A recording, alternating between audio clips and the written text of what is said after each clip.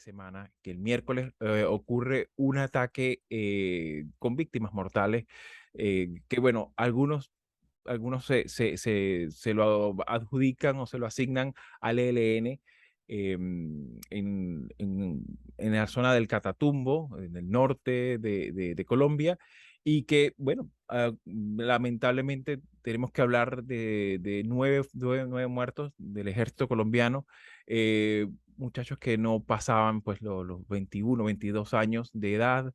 Y que bueno, lamentablemente esto es un incidente que viene a sumar eh, la gran dificultad que ha sido para el propio gobierno de Petro, que ciertamente, bueno, tiene 7 meses de llegado al Palacio de Nariño, pero que ha tenido en este tema como todo presidente colombiano de los últimos años, pues ha tenido en la seguridad ciudadana y la integridad, digámoslo así, territorial, del control territorial, uno de los grandes desafíos, ¿no? Está también el desafío no solo del ELN, sino también del Clan del Golfo, entre otros.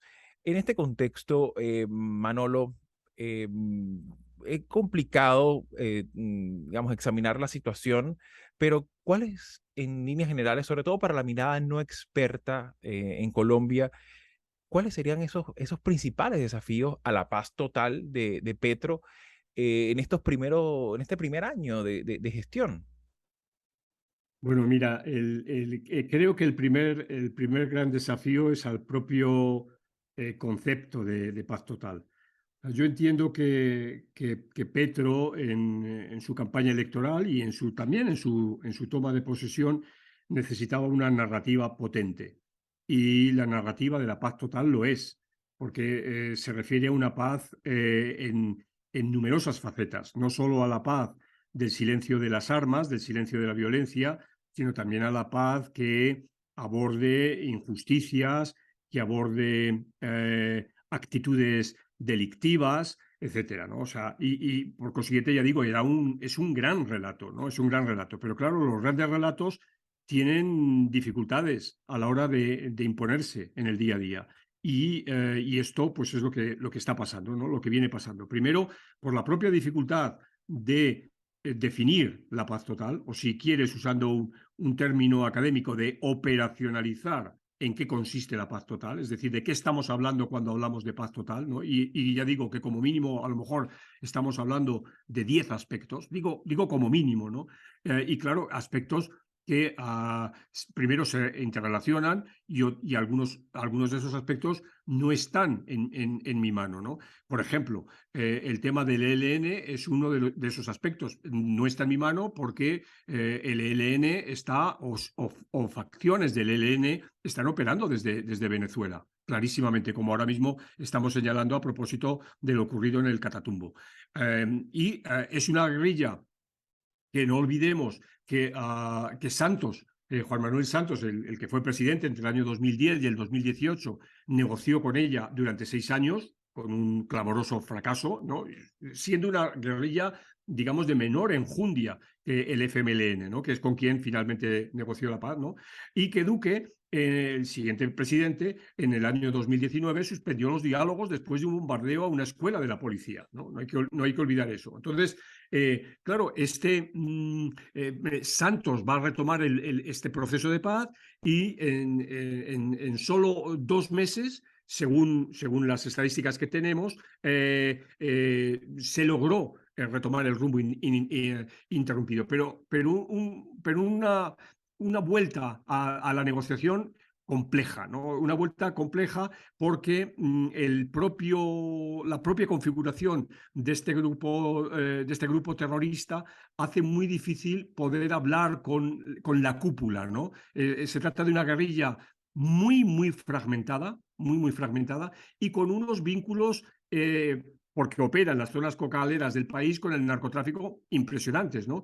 Entonces, los frentes tienen bastante autonomía, incluso se han enfrentado entre ellos por enfrentamientos mafiosos del narcotráfico y por eso resulta muy, muy complejo, ¿no? Resulta muy complejo establecer una negociación que ataña a todo este grupo, ¿no? Entonces, claro, algunos dicen que el ataque en el Catatumbo es una forma de robustecer la posición del ELN en la mesa, y decir que el proceso no es tan sencillo como el gobierno pensaba, pero también el gobierno se da cuenta de que tiene que apoyar a las Fuerzas Armadas. O sea que tú lo has dicho muy bien, Xavi, al principio, se trata de víctimas, de jóvenes soldados que diríamos que sin comérselo ni bebérselo han encontrado la muerte, y esto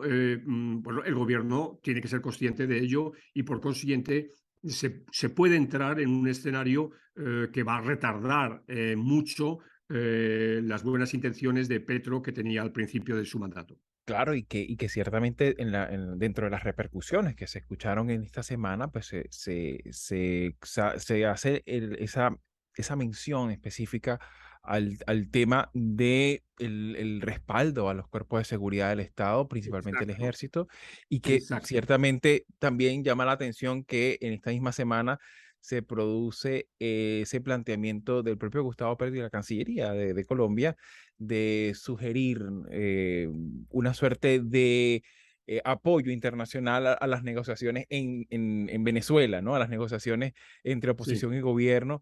Y claro, esto por supuesto genera muchísimo ruido al colombiano promedio. Dice, bueno, pero ¿por qué no barrer bien en casa y buscar barrer afuera, ¿no? Entonces, claro, así es. esto por supuesto se reactiva este nivel de desafección y también de descrédito, ¿no?